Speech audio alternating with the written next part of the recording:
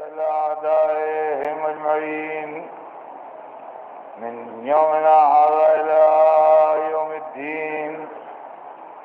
أما بعد فقد قال الله سبحانه تبارك وتعالى في كتابه المبين وهو أصدق الصادقين: إن الدين عند الله الإسلام.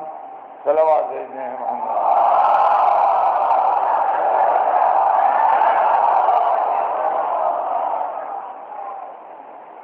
خداوند عالم قرآن مجید میں ارشاد فرما رہا ہے کہ یقیناً دین اللہ کے نزدیک اسلام ہے.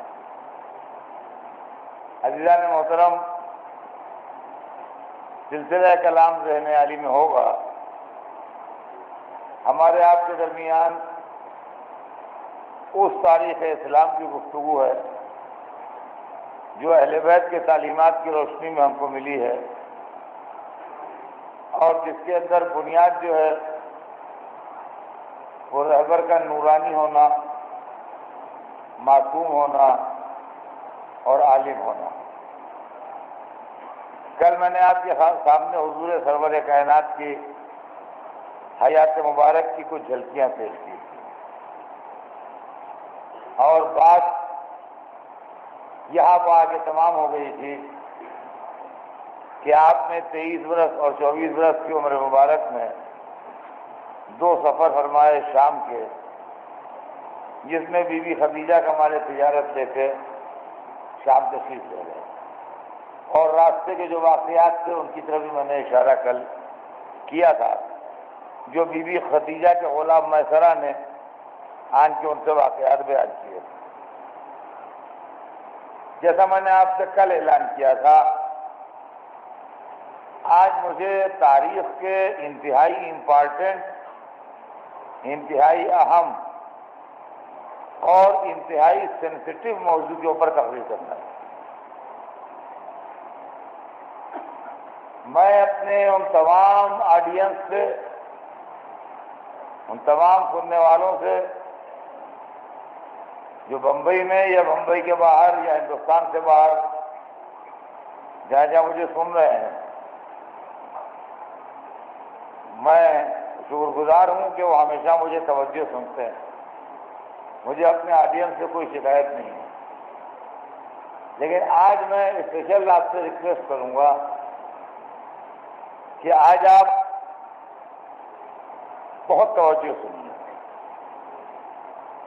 یہ بات میں اس لیے کہہ رہا ہوں کہ اسلام دشمنوں نے ہمارے رسول کو شادیوں کے سلسلے میں بہت بدنام کیا ہے.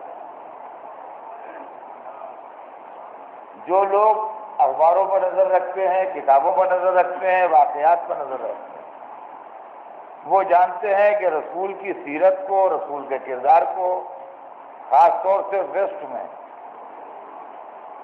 یورپ اور امریکہ میں سفید فام قوموں نے، اور ہندوستان میں بھی نان مسلمس نے شان رسالت میں بڑی گستاخیاں کی اور بڑی نازیبا باتیں لکھی ہیں. سب سے بڑی بدنصیبی یہ ہے کہ ان گستاخوں کو مٹیریل ہمارے گھر سے فراہم ہے.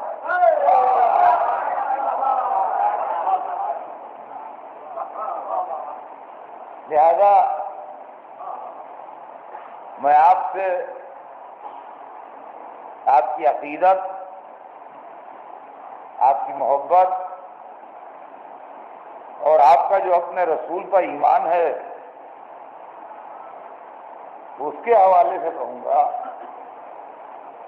کہ آپ پوری توجہ کے ساتھ میری بات سنیے.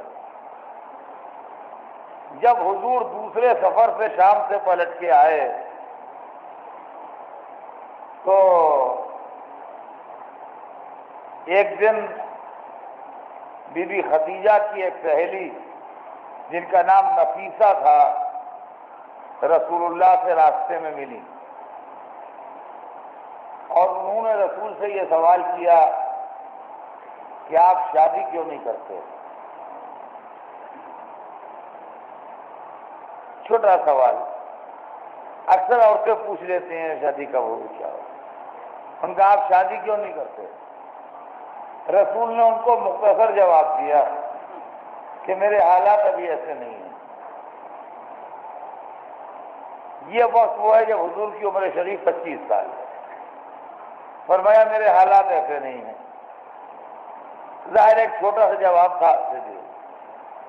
اوپر انہوں نے سوال کیا کہ آپ شادی کریں گے نہیں، یا اگر کوئی شریف باعزت خاتون آپ سے شادی کرنا چاہے تو آپ تیار ہو جائیں گے؟ تو آپ نے فرمایا کہ نہیں، ایسی تو کوئی بات نہیں ہے کہ میں شادی کروں گا نہیں، ایسا تو میرا کوئی ارادہ نہیں ہے کہ میں شادی کروں نہیں۔ البتہ تم نے جو یہ بات کہی کہ کوئی شریف اور باعزت خاتون اگر شادی تیار ہو تو اس سے تمہاری مراد کیا ہے؟ تو انہوں نے کہا کہ میں مثلاً خدیجہ، یہ نفیسہ نے کہا، جب انہوں نے کہا کہ یہ جو تم نے کہا کہ شریف و باعزت خاتون، تو شریف و باعزت تو سینکڑوں خاتون ہیں شہر میں، کوئی ایک تھوڑی ہے۔ تو ان کا کہ مثلاً، تو ان کا مثلاً خدیجہ۔ تو اس پر حضور نے کہا کیا وہ راضی ہو جائیں گی؟ تو نفیسہ نے ان کی طرف سے تو کچھ نہیں کہا، اپنی طرف سے کہا کہ میرا خیال ہے کہ راضی ہو جائیں گی، میرا خیال ہے کہ وہ راضی ہو جائیں گے۔ یہ بات ختم ہو گئی۔ رات کو جب رسول گھر پر گئے تو پورا واقعہ اپنے چچا ابو طالب سے سنایا۔ ابو طالب نے بھتیجے کی زبانی پورا قصہ سنا، کچھ بولے نہیں، نہ ہاں کہا نہ نہیں کہا، سن کے چپ ہو رہے۔ عزیزان گرامی، میں آپ کی توجہ یہیں سے چاہوں گا، تاریخ نے بی بی خدیجہ کے ساتھ انصاف نہیں کیا ہے، اور تاریخ کے اندر دو آدمی جنہوں نے اسلام کی بڑی عظیم خدمت کی ہے، مظلوم تاریخ گزرے ہیں۔ ثابت کرنا میرا کام ہے، اور تاریخ کی دھاندلی، تاریخ کسی کی رشتہ دار نہیں ہے جو کے ساتھ تاریخ کی طرف سے لڑنے آ جائے کہ میں نے آپ کے رشتہ دار کو کہہ دیا، یا میں نے آپ کے رہبر کو کہہ دیا، یا میں نے آپ کے بزرگ دین کو کہہ دیا۔ تاریخ نہ کسی کی بزرگ دین ہے، نہ کسی کی رشتہ دار ہے، نہ کسی کی رہبر ہے۔ ثبوت پیش کرنا میرا کام ہے، سرٹیفکیٹ کرنا آپ کا کام ہے۔ تاریخ نے دو شخصیتوں کے ساتھ ناانصافی کی ہے، ایک ابو طالب کے ساتھ، ایک خدیجہ کے ساتھ۔ خدیجہ اور ابو طالب دونوں کے ساتھ تاریخ نے ناانصافی کی ہے، اور ہمیں یہ بھی معلوم ہے کہ یہ ناانصافی کیوں ہوئی ہے۔ ابو طالب کی تاریخ اس لیے دشمن ہے کہ علی کے باپ تھے، خدیجہ کی اس لیے دشمن ہے کہ فاطمہ کی ماں تھی۔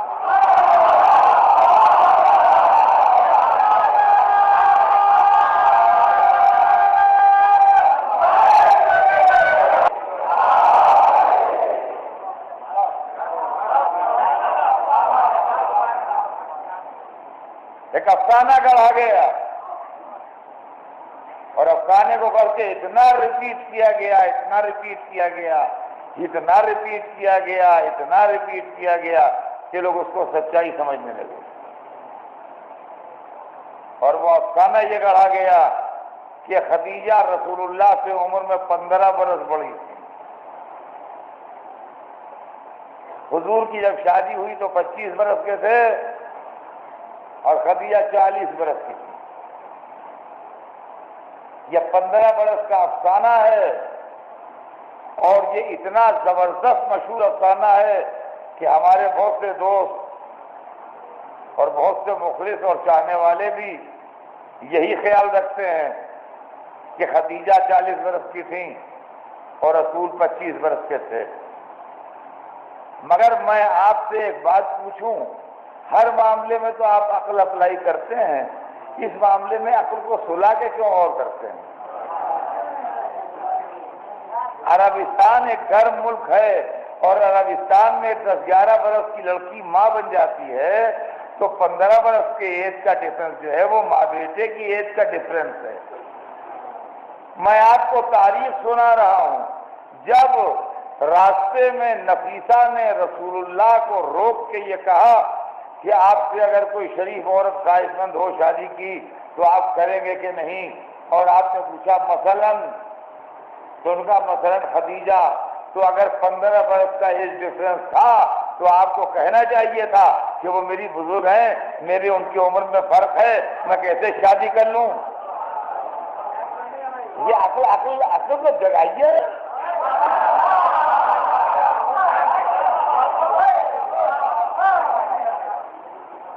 اچھا ٹھیک ہے، وہ ینگ آدمی تھے، جوان آدمی تھے، 25 برس قسم کے تھے، نہیں انہوں نے کچھ کہا، سن کے چلے آئے۔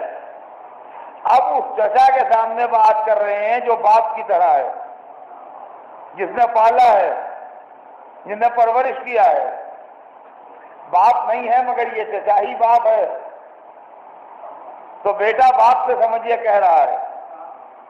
اب بزرگ کو تو کہنا چاہیے تھا کہ بیٹا تمہارا ان کا جوڑ کر ہے،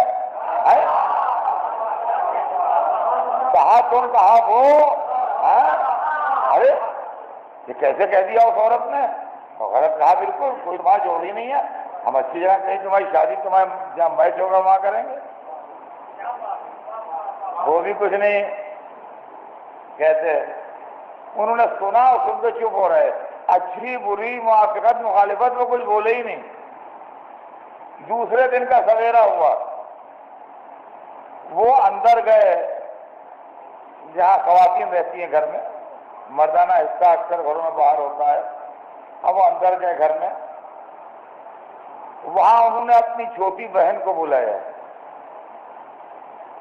اور چھوٹی بہن جناب صفیہ بنت عبد المطلب، حضرت عبد المطلب کی صاحبزادی جناب ابو طالب کی بہن، رسول اللہ کی پھوپھی، انہوں نے اپنی بہن کو بلایا چھوٹی، اور پورا واقعہ جو رسول اللہ نے اپنے چچا کو سنایا تھا وہ بہن کو سنایا کہ بہن ہمارے بھتیجے کو کل نفیسہ ملی تھی، انہوں نے یہ باتیں کی، تو بھتیجے نے یہ جواب دیا، تو تم ایسا کرو کہ تم خدیجہ کے پاس چلی جاؤ خود، اور ان سے جا کے یہ پوچھو کہ اگر ہم پیغام دیں گے تو وہ انکار تو نہیں کریں گی، اس لیے کہ بڑے گھرانوں میں پیغام کے بعد انکار ہونا انسلٹ ہے، بڑے گھرانوں میں پیغام کے بعد انکار ہونا انسلٹ ہے، تو وہ کسی کنیز کو، کسی معمولی درجے کی عورت کو نہیں بھیج رہے ہیں، وہ اپنی بہن کو بھیج رہے ہیں، عبد المطلب کی صاحبزادی کو، کہ تم جا کے پوچھو کہ اگر ہم کہیں تو انکار تو نہیں کر دیں گی۔ اب یہاں پر میں آپ سے بھی مخاطب ہوں اور اپنی بہنوں بیٹیوں سے بھی خطاب ہے میرا، جو میری آواز ادھر بیٹھ کے سن رہی ہیں، کہ مردوں کو ایج کے سلسلے میں زیادہ پرواہ نہیں ہوتی ہے، کوئی سال بھر بڑا ہے کہ کوئی سال بھر چھوٹا ہے، کوئی کیا ایج ہے کیا نہیں ہے، مردوں کو زیادہ پرواہ نہیں ہوتی، کچھ ان کا نیچر اللہ نے ایسا بنایا ہے کہ وہ ایج کے سلسلے میں کچھ زیادہ توجہ نہیں کرتے ہیں، مگر خواتین جو ہیں وہ ایج کے سلسلے میں بڑی سینسیٹیو ہوتی ہیں، اور وہ ایک ایک مہینہ ایک ایک سال ایج کا جو ہے وہ گنتی ہیں۔ اگر 15 برس کا ڈفرنس ہوتا، رسول بھول گئے تھے، ابو طالب نے توجہ نہیں کی تھی، تو کم از کم بی بی صفیہ تو کہتی اے بھائی صاحب کیا کر رہے ہیں آپ؟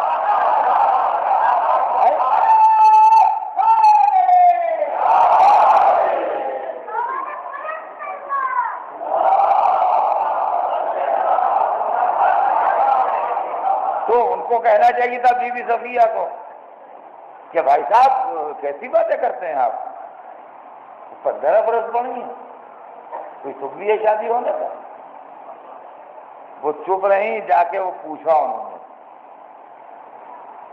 وہ گئیں اور جا کے بی بی خدیجہ سے پوچھا کہ ہم لوگ اگر اپنے بھتیجے کا پیغام تمہارے ساتھ دیں تو تم انکار تو نہیں کر دو گی؟ یہاں پر تاریخ لکھتی ہے کہ خدیجہ کے پیغام آتے تھے مگر خدیجہ انکار کر دیتی تھی۔ دیکھیے یہاں پر تاریخ لکھتی ہے کہ کہ خدیجہ کے پیغام آتے تھے مگر خدیجہ انکار کر دیتی تھیں، اور یہ انکار کر دیتی تھیں کا ریزن عالم اسلام میں کوئی نہیں بتائے گا سوائے ہمارے۔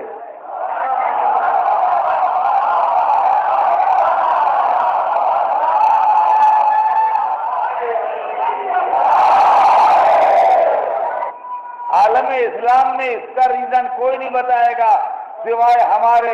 اس راز کے امین پورے عالم اسلام میں اکیلے ہم ہیں کہ خدیجہ کیوں انکار کر دیتی تھی۔ خدیجہ زوجہ رسول ہونے والی تھی، مادر فاطمہ ہونے والی تھی، سلسلہ امامت کی دادی ہونے والی تھی، وہ اسی ملت پر تھی جس ملت پر ابو طالب تھے، عبد المطلب تھے، رسول کے خاندان والے تھے۔ کافروں کے پیغام آتے تھے، کیا کرتے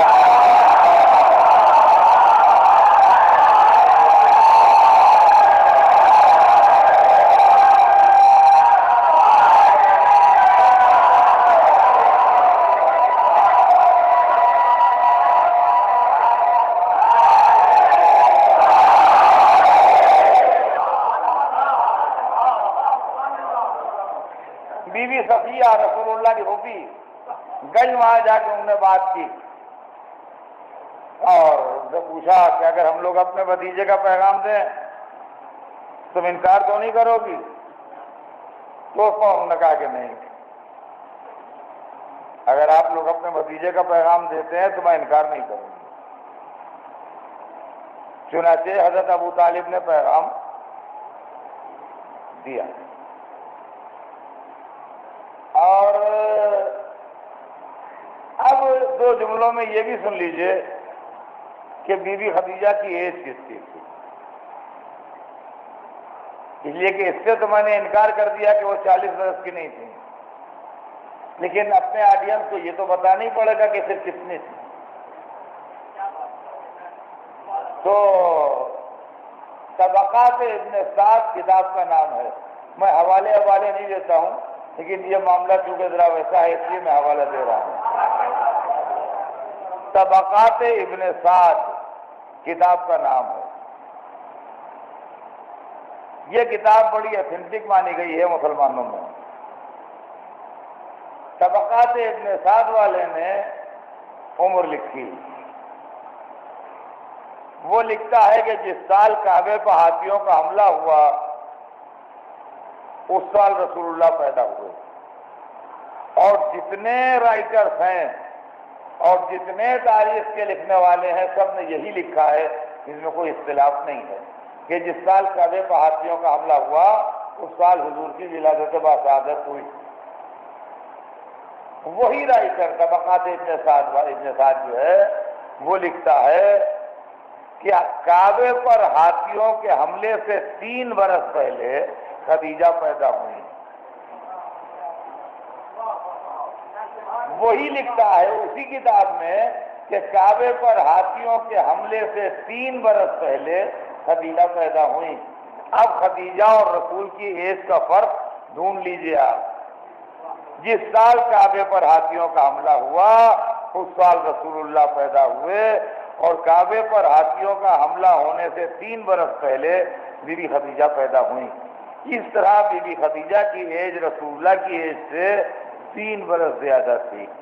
تو جب حضور کی عمر مبارک 25 سال کی ہوگی تو بی بی خدیجہ کی عمر مبارک 28 سال کی ہوگی۔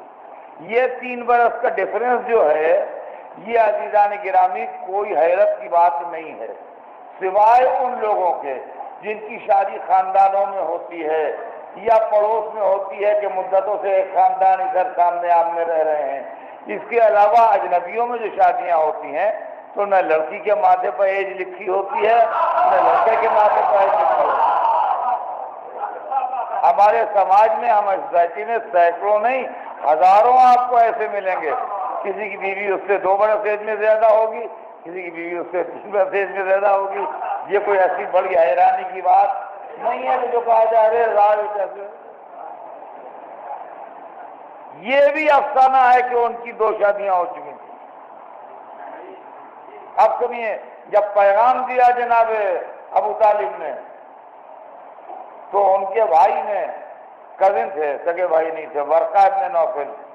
ورقہ ابن نوفل نے مکے میں مسجد حرام میں تمام قبیلے کے سرداروں اور عزت داروں کو بلایا اور ان سے کہا کہ آپ کے خیال میں ہمارے خاندان اور ہماری بہن خدیجہ کے متعلق جو معلومات ہوں وہ بیان کیجیے۔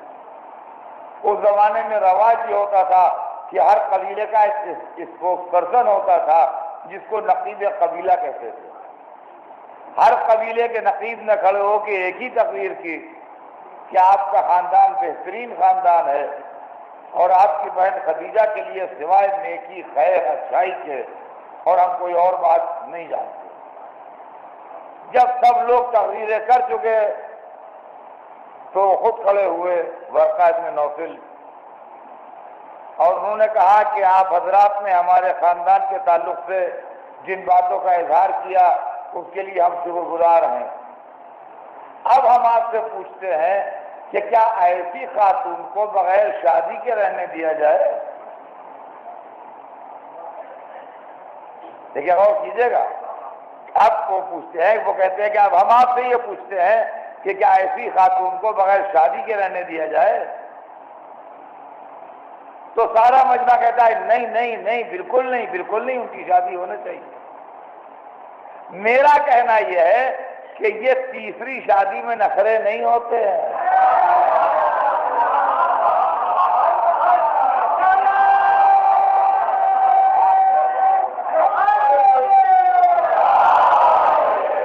جب سارے مجمع نے کہا کہ نہیں نہیں نہیں نہیں، تو اس وقت وہ کھڑے ہوئے کہا کہ چنانچہ ہم لوگوں نے طے کیا ہے کہ بنی ہاشم کے نوجوان حضرت عبداللہ کے بیٹے، عبد المطلب کے پوتے اور سرکار کا نام نامی لیا تو ان کے ساتھ ان کا عہد کیا جائے۔ اور جب نام نامی لیا سرکار کا اور یہ اعلان کیا تو ہر طرف سے مبارک سلامت کا شور ہونے لگا، بہت عمدہ رشتہ ہے، بہترین رشتہ ہے، لاجواب رشتہ ہے، بہترین میچ ہے، بہترین رشتہ ہے۔ ہر طرف سے واہ واہ تعریف ہونے لگی اور جس سے آئے تھے سب نے دل کھول کے تعریف کی، اس لیے کہ ابھی اسلام آیا نہیں تھا، کوئی مخالفت ہوئی نہیں جو اس وقت، لہذا ہر ایک نے دل کھول کے تعریف کی۔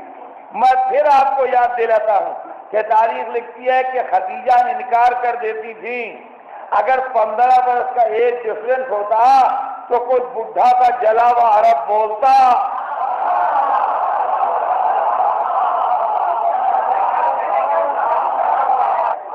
کہ ان کا میچ ہی کب ہے، کیا کر رہے ہو؟ تو عزیزان گرامی، اس طرح بی بی خدیجہ کے ساتھ سرور کائنات کا عہد۔ یہ میں نے ذرا تفصیل سے اس لیے سنا دیا کہ ہمارے فرقے میں ایک غلط فہمی پیدا ہے، لہذا وہ جہاں جہاں میری آواز جا رہی ہے مجھے امید ہے یہ غلط فہمی دور ہوئی ہوگی۔ یہ ہوا 25 برس کے سن میں۔ اب آئیے، اب آپ میرا بیان کا رخ موڑتا ہے۔ سرور کائنات کی عمر 25 سال کی تھی جب آپ نے عرض فرمایا۔ جس علاقے میں وہ رہتے تھے مکہ، وہاں 13-14 برس کے سن میں لڑکا بھرپور جوان ہو جاتا ہے۔ 13-14 برس کے سن میں گرم علاقہ ہے، لڑکا بھرپور جوان ہو جاتا ہے۔ چلیے 15 برس جو شرعی ہیں وہی مان لیجئے، تو 15 برس سے لے کے 25 برس تک کی زندگی ایسے گزری کہ دشمن، مخالف، اپنا، پرایا، غیر، خون کا پیاسا، پتھر مارنے والا، ساحر و مجنون کہنے والا بھی رسول کے کردار کے اوپر اتنا سا حق نہیں لا سکا۔ آج جو رسول کی تاریخیں لکھی جاتی ہیں اس سلسلے میں اور جو واقعات بیان ہوتے ہیں اس کے اندر اب میں کیسے کہوں، بعض زبان کی مجبوریاں ہوتی ہیں، میں چاہتا ہوں غیر مہذب زبان نہ استعمال ہو، لیکن اس کا خلاصہ یہ ہوتا ہے کہ گویا وہ معاذ اللہ معاذ اللہ معاذ اللہ نقل کفر کفر نباشت، کوئی ایسے آدمی تھے جن کو سچ کی طرف زیادہ دھیان تھا۔ اس طرح کی چیز جو ہے وہ آتی ہے۔ اور طلب بات یہ ہے، اب آپ میری ایک ایک لفظ کو غور سے سنیے گا کہ 15 برس کے سن سے لے کے 25 برس تک سرداروں کے گھرانے کا ایک لڑکا جس کے قول و فعل پر انگلی کوئی اٹھا نہیں سکتا ہے، وہ اس طریقے سے پاکیزہ زندگی گزار رہا ہے کہ اس کے بدترین دشمن کو بھی یہ حرف کہنے کے لیے نہیں ہے، اس لیے کہ نبی ہونے کے بعد جب وہ کردار کی بات کرتا ہے تو اگر اس کے کردار میں کسی نے جھول دیکھا ہوتا تو وہ کہتا آج یہ کہہ رہے ہو کل کی بات بھول گئے۔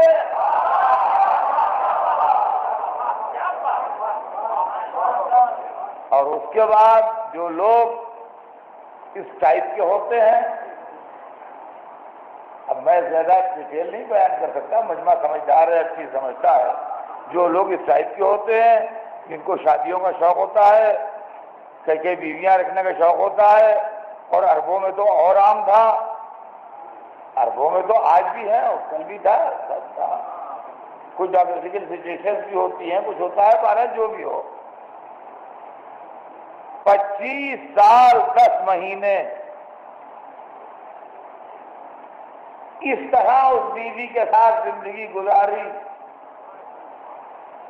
کہ کبھی دہنے بائیں دیکھا ہی نہیں، یہاں تک کہ عمر مبارک 51 سال ہو گئی۔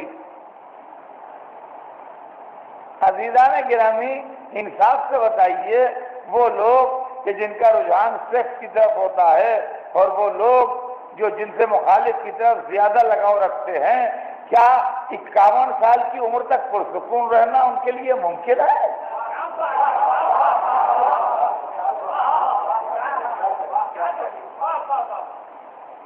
51 برس کی عمر مبارک ہے آپ کی جب جناب خدیجہ کی رحلت ہوتی ہے۔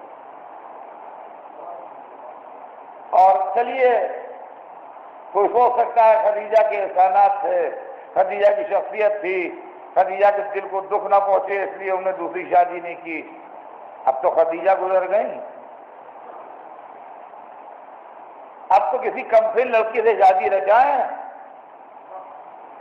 مگر تاریخ بتاتی ہے کہ حضور نے جو اپنی پسند سے شادی کی وہ ام المومنین سودا بنت زمع کے ساتھ کی۔ ام المومنین سودا بنت زمع 51 برس کی ایک بیوہ خاتون تھی، ایک اچھے مسلمان تھے، ان کی زوجہ تھی، ان کے شوہر کا انتقال ہو گیا تھا، وہ بیوہ تھی۔ رسول اللہ نے 51 برس کی ایک بیوہ خاتون سے 51 برس کی عمر میں شادی کی، اور یہ شادی اس اعلان کے ساتھ کی کہ میں کسی دنیاوی مقصد سے یہ شادی نہیں کر رہا ہوں، چونکہ گھر کا نظام عورت کے بغیر نہیں چلتا، اس لیے میں یہ رشتہ کر رہا ہوں۔ اب آپ ذرا غور فرمائیے گا اس بات کو کہ کیا ان تاریخی حقائق کے باوجود سرور کائنات کے کردار پر الزام لگایا جا سکتا ہے؟ تو پھر یہ الزام آئے کہاں سے؟ یہ مصیبت آئی کہاں سے تاریخ کے اندر کہ آج ملعون کتابیں لکھتے ہیں شان رسالت کے خلاف، کوئی رنگیلا رسول لکھ رہا ہے اور کوئی سیٹنک ورکرز لکھ رہا ہے اور کوئی لجا لکھ رہا ہے اور کوئی کچھ لکھ رہا ہے اور کوئی کچھ لکھ رہا ہے، اور مسلمان بے چین ہو رہے ہیں اور ڈیمانسٹریشن ہو رہے ہیں اور ہنگامے ہو رہے ہیں۔ یہ سوال یہ مصیبتیں آئیں کہاں سے ہیں؟ میں اپیل کرتا ہوں اور جہاں جہاں میری آواز جا رہی ہے میں ان مسلمانوں کو آواز دیتا ہوں، فرقے کی بنیاد پر نہیں، محبت سرور کائنات کی بنیاد پر، عزت اسلام کی بنیاد پر، عظمت رسول اعظم کی بنیاد پر میں پروفیسر سے کہتا ہوں، میں اسکالرس کو آواز دیتا ہوں، میں مسلم کمیونٹی کے پڑھے لکھے انسانوں کو آواز دیتا ہوں، میں دنیا کے ہر پڑھے لکھے انسان کو آواز دیتا ہوں کہ آپ جاگیے اور اس ناانصافی کا خاتمہ کیجیے جو رسول کی سیرت کے سلسلے میں ہوئی ہے۔ کچھ ناسمجھ راوی کچھ ناسمجھ محدث، کچھ ناسمجھ مورخ بنی امیہ کے اور دشمنان اسلام کے انفلوئنس میں ایسی چیزیں کتابوں میں لکھ گئے جو شان رسالت، عظمت رسالت، جلالت رسالت کے خلاف ہیں۔ میں مولویوں سے کوئی اپیل نہیں کر رہا ہوں، یہ طالبانی ذہن کے مولوی کچھ نہ سمجھیں گے۔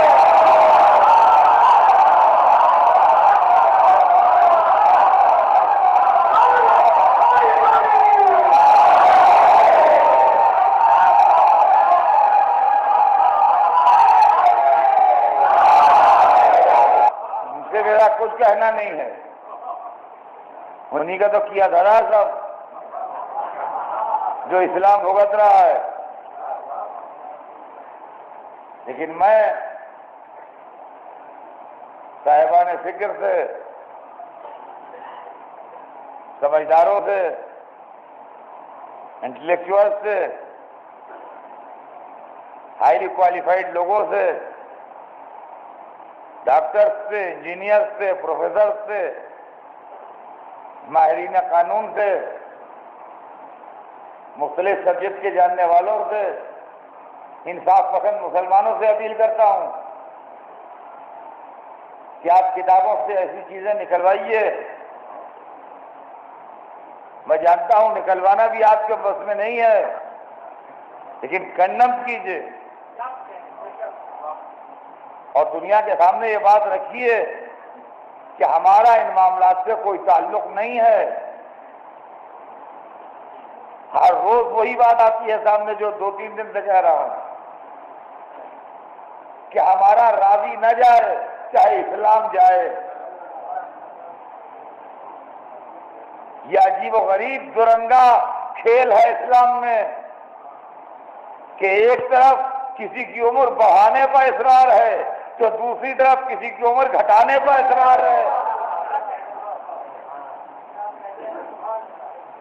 کیا ہو رہا ہے اسلام میں؟ کتابیں بڑی نامآور، تحقیقیں بڑی معتبر، راوی بڑے عالی شان، علماء بڑے مرتبے والے، تحقیق بڑی بوگس۔ یہ کیا ہے اسلام میں؟ جس کو پڑھ کے ہمیں شرم آ جائے۔ رسول کا وہ کیریکٹر کتابوں میں ملتا ہے جس کو آپ لیڈیز میں بیٹھ کے اپنے گھر میں پڑھ نہیں سکتے۔ اگر آپ کی والدہ بیٹھی ہیں، بہن بیٹھی ہیں، بیٹی بیٹھی ہے، بہو بیٹھی ہے، پڑھ دیجیے تو نام بدل دوں۔ شریف گھرانوں میں آپ ان چیزوں کو پڑھ نہیں سکتے ہیں۔ یہ رسول کا کردار ہے، ہمیں سب معلوم ہے مگر ہم زبان سے نہیں نکلتے۔ ہم ابھی عہد میں ایک وقت آیا تھا جب خزانوں کے منہ کھلے تھے اور کہا تھا کہ اہل بیت کی شان میں جیسی حدیثیں ہیں ویسی حدیثیں دوسروں کے لیے بھی تیار کی جائیں۔ حدیثیں تو تیار ہو گئیں، لوگ رشتوں کی نزاکتیں بھول گئے۔ میں کیسے آپ کو سمجھاؤں؟ یہ منزل وہ ہے کہ جس کے لیے میں زیادہ الفاظ نہیں استعمال کر سکتا، ورنہ ایسا نہیں ہے کہ میں الفاظ کی کمی ہو،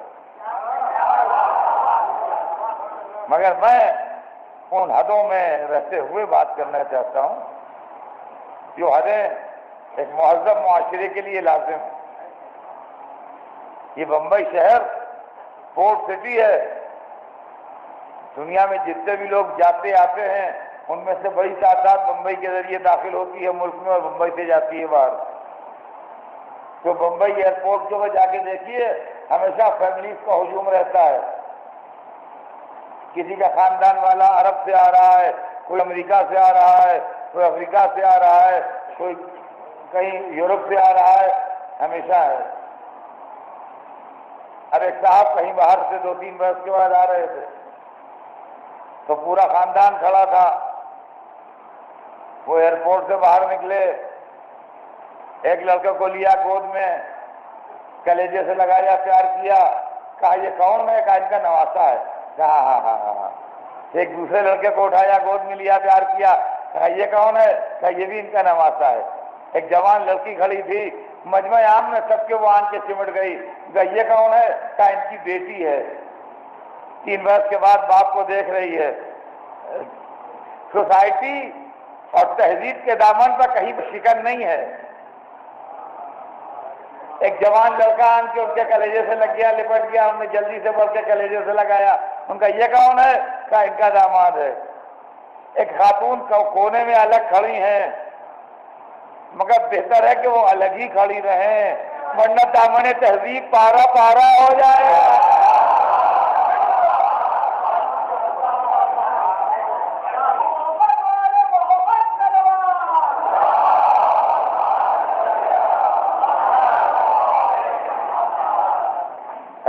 روایتیں ہمارے پاس بھی ہیں، مگر نہ عظمت رسالت میں فرق آتا ہے، نہ دامن تہذیب پر شکن پڑتی۔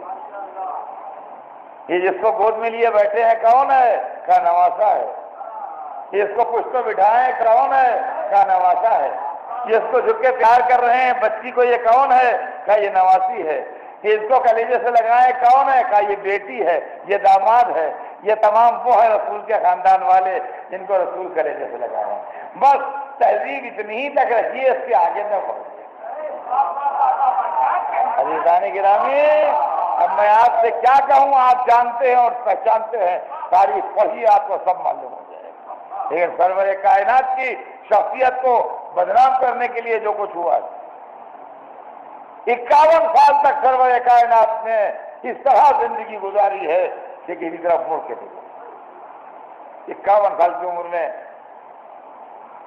51 برس کی ایک بیوہ خاتون کے ساتھ شادی کی،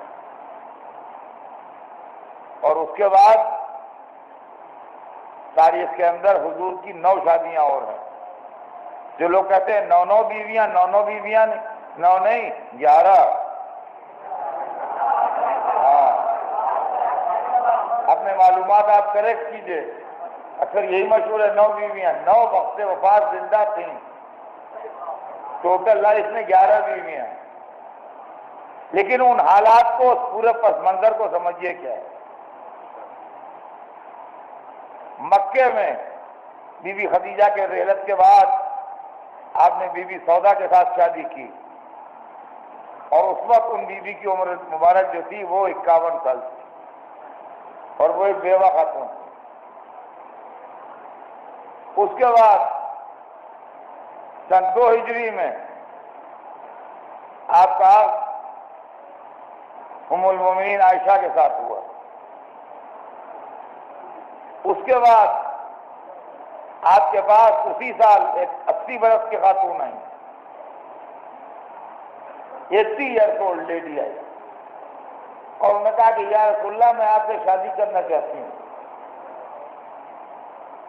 اور اس کے بعد انہوں نے خود کہا کہ لوگ ہنسیں گے یہ سوچ کے کہ یہ 80 برس کی بڑھیا شادی کیا کرے گی۔ میں ظاہر ہے کہ 80 برس کی بڑھیا ہوں، میرا کوئی مقصد شادی سے نہیں ہے، سوائے اس کے کہ قیامت کے دن جب میں قبر سے اٹھوں تو آپ کی بیویوں میں میرا شمار ہے۔ اب آپ بتائیے رسول اس معصوم خواہش کو جو رحمت للعالمین تھا اور اخلاق کا مجسمہ تھا کیسے ٹھکرا دے؟ سرور کائنات نے منظور فرمایا اور ان کے ساتھ عقد ہوا، تعداد تو بڑھ گئی، سچویشن دیکھی آپ نے۔ چنانچہ ان بیوی کا نام زینب تھا، اور یہ فقیروں کو اور غریبوں کو بہت پیسے بانٹتی تھی، لہذا زینب ام المساکین کہلاتی تھی۔ ان کا نام زینب ام المساکین تھا۔ ام المساکین اس لیے کہلاتی تھی کہ مسکینوں غریبوں کو داد دہیج فرماتی تھی۔ اور وہی ہوا کہ شادی ہونے کے 10ویں مہینے ان کی رحلت ہو گئی، اور سرور کائنات نے اپنے ہاتھوں انہیں اسی جنت البقیع میں جہاں لوگ زیارت کو جاتے ہیں دفن کر دیا۔ یہ تھی جناب زینب، یہ ایک شادی ہوئی۔ اس کے بعد پھر حضور سرور کائنات کی شادی جنگ احد میں ابو سلمہ مارے گئے۔ جنگ احد میں جب ابو سلمہ مارے گئے تو ام سلمہ کے دل پر بہت شدید اثر ہوا۔ ایک دن لوگوں نے رسول اللہ سے کہا کہ یا رسول اللہ ام سلمہ مر جائیں گی۔ ام سلمہ آپ کی کزن بھی تھی، ام سلمہ مر جائیں گی۔ تو کہا کیوں؟ کہا ان کو اپنے شوہر کا بڑا غم ہے جو جنگ احد میں مارتی ہیں۔ آپ نے ام سلمہ کو حق کا پیغام دیا۔ ام سلمہ نے کہا کہ یا رسول اللہ میرے بچے ہیں، آپ کے لیے میں رحمت کا سبب بنوں گی۔ اس پر رسول اللہ نے فرمایا کہ ان کا بھی اللہ ہے، اور اس طریقے سے ام سلمہ کے ساتھ آپ دعا کر رہے ہیں۔ ایک بیوہ خاتون تھی، پھر رسیدہ خاتون تھی، بچوں والی خاتون تھی۔ ان شادیوں میں آپ وہ چیز تلاش نہ کیجیے جو عام طور سے شادیوں میں ہوتی ہے، اور اس کی اتنی خوشی ہوئی کہ وہ زندہ رہیں، اور پھر بعد واقعہ کربلا تک وہ زندہ رہیں۔ اس کے بعد حبش کو ہجرت کر کے ابو سفیان کی بیٹی گئی تھی ام حبیبہ، ان کا شوہر مسلمان ہو گیا تھا، وہاں جا کے وہ کرسچین ہو گیا۔ وہاں سے انہوں نے میسج بھیجا کہ یا رسول اللہ میں نے اپنے باپ ابو سفیان کو چھوڑا آپ کے دین کی محبت میں، ہجرت کر کے حبش آئی، یہاں میرا شوہر کرسچین ہو گیا اور مجھ سے کہتا ہے کرسچین ہو جاؤ۔ اب میں کرسچین ہونے پر تیار نہیں، تو مجھ کو چھوڑ کے وہ چلا گیا۔ اب میں اس پردیس میں اکیلی ہوں، میں کیا کروں؟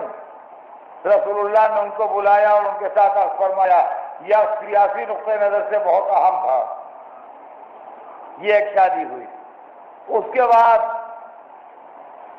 ام المومنین حفصہ سے شادی ہوئی۔ ام المومنین حفصہ حضرت عمر کی بیٹی تھیں۔ جب ان کے شوہر نے ان کو طلاق دے دی تو انہوں نے حضرت ابوبکر سے کہا کہ تم نکاح کر لو۔ انہوں نے کہا میں نہیں نکاح کروں گا۔ انہوں نے حضرت عثمان سے کہا تم نکاح کر لو۔ ان کا میں نکاح نہیں کروں گا۔ پھر لوگ روتے ہوئے رسول اللہ کے پاس آئے کہ ہم کیا کریں؟ تو لوگوں نے کہا انہیں سے آپ کر دو۔ اس طریقے سے ان کا رسول اللہ کے ساتھ ہوا۔ یہ مسلسل شادیوں کی تاریخ ہے۔ رسول نے ایک شادی کروائی تھی اپنے ایک کزن سسٹر کی، جن کا نام ام المومنین زینب ہوا بعد میں، زینب بنت جہش۔ یہ زید کے ساتھ شادی ہوئی تھی، رسول نے کروائی تھی، نبھی نہیں۔ زید نے طلاق دے دی۔ ادھر لوگوں نے پروپیگنڈا کرنا شروع کیا تھا کہ زید محمد کے بیٹے ہیں، اس کو کنٹراڈکٹ بھی کرنا تھا۔ تو قرآن میں آیت آئی وما محمد ابا احد من رجالکم ولکن رسول اللہ خاتم النبیین، محمد تمہارے مردوں میں کسی کے باپ نہیں ہے، وہ رسول اللہ ہے، وہ خاتم النبیین ہے۔ اور دوسرے حکم ہوا کہ تم زینب سے شادی کرو، اس لیے کہ بیٹے کی بیوی سے شادی نہیں ہو سکتی، تم شادی کر کے ثابت کرو کہ زید تمہارے بیٹے نہیں ہیں۔ اس طریقے سے رسول اللہ نے ام المومنین زینب بنت جہش سے شادی۔ اس کے بعد غزوہ خیبر ہوا۔ غزوہ خیبر میں جب صفیہ بنت حیی اخطب لائی گئی رسول اللہ کے سامنے تو دیکھا چہرے کا رنگ اڑا ہوا ہے۔ کہا کیا بات ہے؟ کہا ادھر سے لائیں، ادھر بھائی کی میت پڑی تھی۔ تو بلال سے کہا کہ تمہارا کتنا سخت دل ہے، اور اس کے بعد کہا کہ یہ سردار کی بیٹی ہے، سردار کی بہن ہے، اس کو عام لوگوں سے الگ کر کے بٹھاؤ۔ وہ عام سے لوگوں سے الگ بٹھائی گئیں۔ پھر فرمایا کہ تم قیدی نہیں ہو، تم آزاد ہو، جہاں تمہارا دل چاہے چلی جاؤ۔ اس اخلاق رسول کا ان پر زبردست اثر ہوا۔ تھوڑے دنوں بعد انہوں نے پیغام بھیجا کہ آپ نے کہا تھا کہ میں سردار کی بیٹی ہوں، سردار کی بہن ہوں۔ کہا ہاں میں نے کہا تھا، مجھے یاد ہے، آج بھی کہتا ہوں۔ کہا کہ میں مسلمان ہو گئی ہوں، اسلام لے آئی ہوں، اب میرا دل چاہتا ہے کہ حالت اسلام میں سردار کی زوجہ بن کے رہوں، لہٰذا یا رسول اللہ مجھ سے شادی کر لیجیے۔ تو آپ نے ام المومنین صفیہ کے ساتھ شادی کی۔ پھر ایک عذاب کا ام المومنین جوہریہ کے ساتھ ہوا، جس سے پورا بنی مصطلق کا قبیلہ جو ہے وہ قبضے میں آیا۔ دوسرا آخری عذاب ام المومنین میمونہ کے ساتھ ہوا، اور اس سے بھی بہت بڑا اسلام کو فائدہ پہنچا۔ عزیزان گرامی، یہ وہ شادیاں تھیں کہ جو سرور کائنات نے اپنی زندگی میں کی، اور یہ سب شادیاں جو ہیں یہ زندگی کے آخری 11 برس میں ہوئی ہیں، اور ان تمام شادیوں میں جو 11 شادیاں ہیں، ان میں 10 شادیوں کے سلسلے میں ہمیں کوئی ایسا واقعہ نہیں ملتا ہے جس سے دامن تہذیب پر شکن پڑے۔ ہم ان تمام روایتوں کو صحیح نہیں مانتے جو سرور کائنات اور ایک مخصوص ام المومنین کے ساتھ مخصوص کر کے لکھی گئی ہیں، بلکہ یہ دشمنان اسلام کی سازش ہے، ورنہ سرور کائنات نے اپنی زندگی میں اپنا اخلاق، اپنی سیرت، اپنا کردار دنیا کے سامنے جو پیش کیا ہے، اس کے اندر ہزاروں معجزات سیرت رسول میں ایک معجزہ یہ بھی ہے کہ مختلف قبیلوں، مختلف علاقوں، مختلف مزاجوں کی عورتوں کے ساتھ اس طرح زندگی گزاری کہ کسی کو نہ شکوے کا موقع ملا نہ شکایت کا موقع ملا۔ صلوات بھیج دیں محمد۔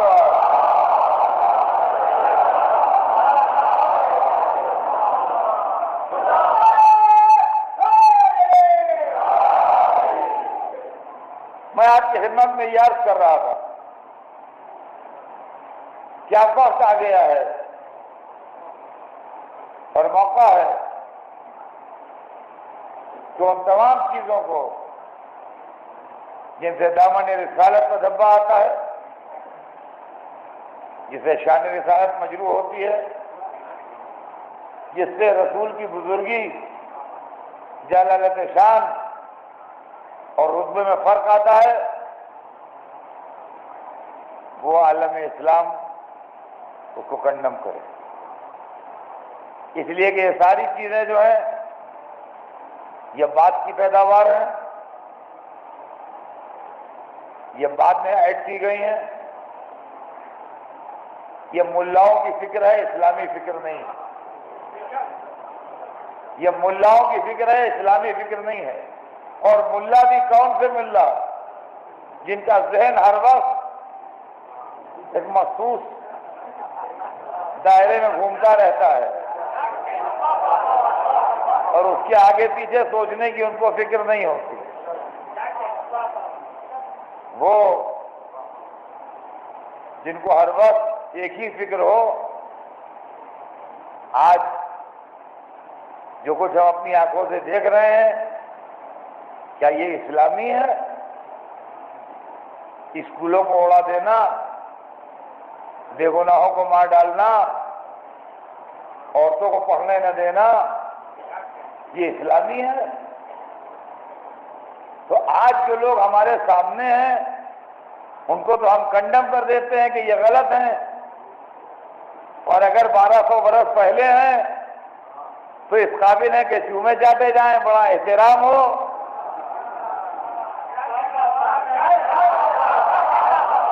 تو یہ بات جناب غلط ہے۔ جو صحیح ہے وہ صحیح ہے، جو غلط ہے وہ غلط ہے۔ پھر اس کے علاوہ سوالیہ ترازو لے کے بیٹھیے۔ ارے دنیا میں ہر سمجھدار یہ کرتا ہے۔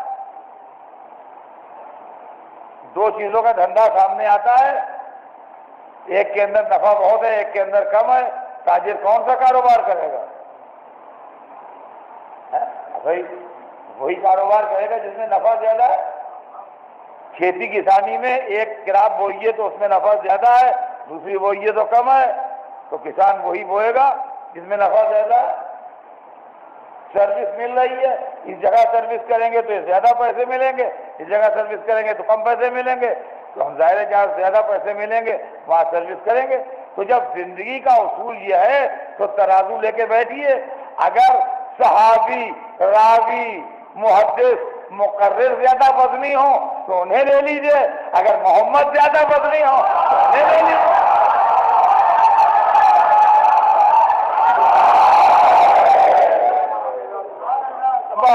گرامی بات کل آگے بڑھے گی۔ آج مجھے جو میسج دینا تھا وہ دے دیا میں نے۔ اب سمجھداروں، دانشوروں، اسکالر کی ذمہ داری ہے کہ وہ اس سلسلے کو آگے بڑھائیں اگر ان کا دل چاہے، ورنہ الحمدللہ ہمارے دماغ اور ہماری فکریں صاحبان آیہ تفسیر نے پاک کر دی ہیں۔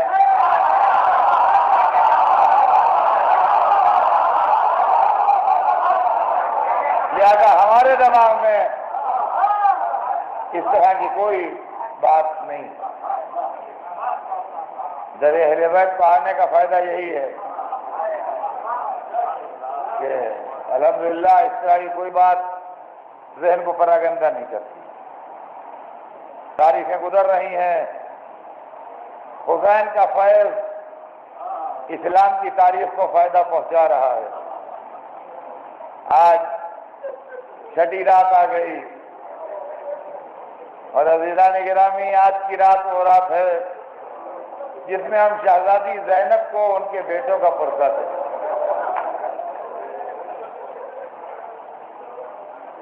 زینب کبھی اپنے بیٹوں پر نہ روئیں، جب روئیں اپنے بھائی پر روئیں، جب روئیں حسین پر روئیں۔ بیٹوں کو ہمیشہ بھائی کو قربان کیا۔ ہماری جانیں نثار ہو جائیں ان بہادروں پر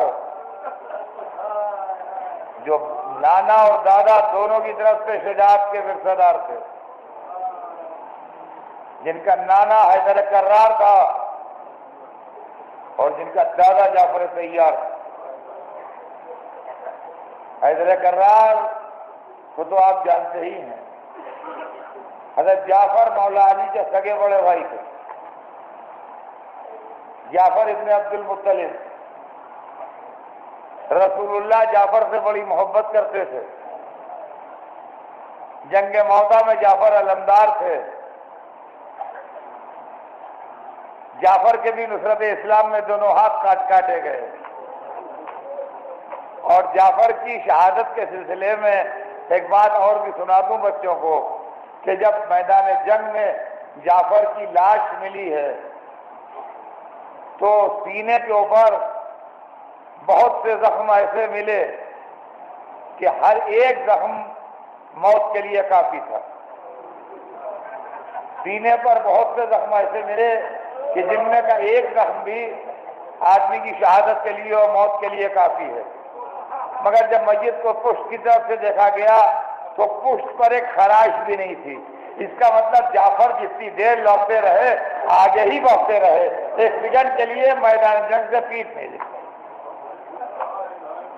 سرور کائنات نے جعفر کی تعزیت دی، سرور کائنات نے جعفر کے گھر حاضری بھیجی، سرور کائنات نے جعفر کا غم بنایا اور جعفر کے غم میں آنسو بہائے۔ تاریخ بتاتی ہے کہ جب کربلا میں مصیبت کا وقت آیا تو انہی جعفر کے پوتے تھے اون محمد، انہی جعفر کے پوتے تھے اون محمد جو میدان جہاد میں بڑی شان سے لڑ گئے۔ عزیزان گرامی، مجھے نہیں معلوم کہ بچوں نے کیسے اجازت دی، مجھے نہیں معلوم کہ امام نے اپنے بھانجوں کو کس طرح اجازت دی، مجھے اتنا معلوم ہے کہ کسی نہ کسی طرح اولاد جعفر کو بھی اجازت ملی۔ پہلے اولاد عقیل کام آئی، جب اولاد عقیل شہید ہو گئی تو اولاد جعفر نے میدان جہاد کا رخ کیا۔ میں اپنی طرف سے کچھ نہیں کہتا، لیکن میں اتنا ضرور کہوں گا کہ جن بچوں کی ماں زینب ہو،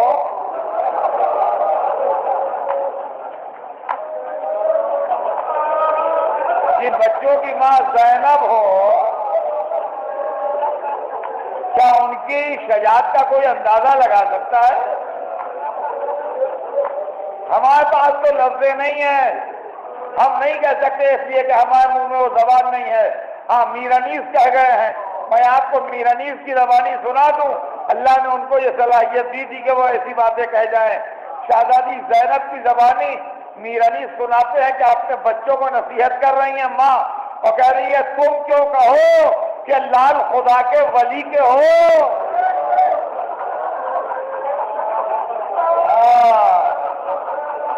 جہاں جہاں آواز جا رہی ہے میر انیس کی بحث سن لیجئے۔ میر صاحب فرماتے ہیں کہ جناب زینب بچوں کو سمجھا رہی ہیں کہ تم کیوں کہو کہ لال خدا کے ولی کے ہو، فوجیں پکارے خود کے نوازے علی کے ہو۔ وہ میدان میں لوگ آئے تھے، وہ علی کے نوازے تھے، وہ جعفر کے پوتے تھے، لفظے لفظے ایک مرتبہ زخموں سے چور ہوئے، گھوڑے پر ڈگمگائے، ایک کو لینے عباس بڑھے، ایک کو لینے حسین بڑھے، سیدہ کے لال زینب کے بیٹوں کے لاشیں لے آئے، فاطمہ کے لال کی میت کوئی نہ لایا۔ واہ محمد آواز